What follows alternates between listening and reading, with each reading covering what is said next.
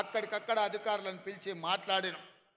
భిన్న అభిప్రాయాలు ఉండొచ్చు, రాజకీయంగా మా ఆలోచనలు వేరు ఉండొచ్చు, కానీ వాళ్ళు తీసుకొచ్చిన రిప్రజెంటేషన్ మీలాంటి వేలాది మంది ఉపాధ్యాయుల సమస్యలు కాబట్టి వాళ్ళతోని కూర్చోబెట్టి మాట్లాడినాం, వాటిని పరిష్కరించాలన్న ప్రయత్నం చేసినాం.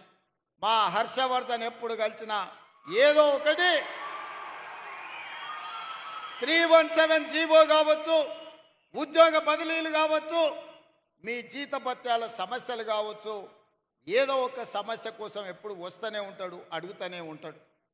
అందుకే మీ అందరినీ కలుసుకోలేకపోయినా మీ ప్రతినిధులను కలిసి మీ ప్రతినిధులు చెప్పే సమస్యల్ని విని భాషా పండిట్లకు దాదాపుగా 20 సంవత్సరాల నుంచి ప్రమోషన్లు లేవు, మిగతా వాళ్ళకు కూడా 10 నుంచి 15 ఏళ్ళ నుంచి ప్రమోషన్లు లేవు. పెద్దలు కోదండరామ్ గారు చెప్పినట్టు మా జీవిత కాలంలో ఒక్క ప్రమోషన్ అయినా చూస్తామా, చూడకుంటేనే రిటైర్ అయిపోతామని ఆవేదన చెందుతున్నారని నా దృష్టికి తెచ్చింది.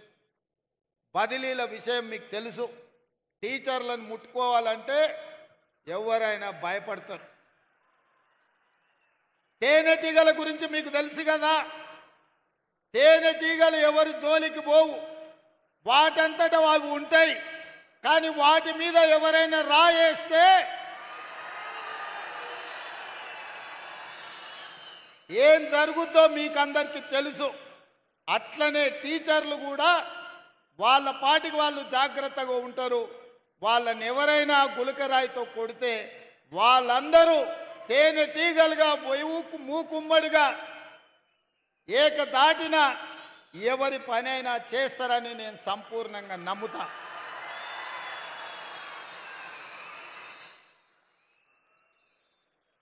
నన్ను చాలామంది భయపెట్టిండ్రు టీచర్ల ప్రమోషన్ల విషయం ప్రస్తావించినప్పుడు.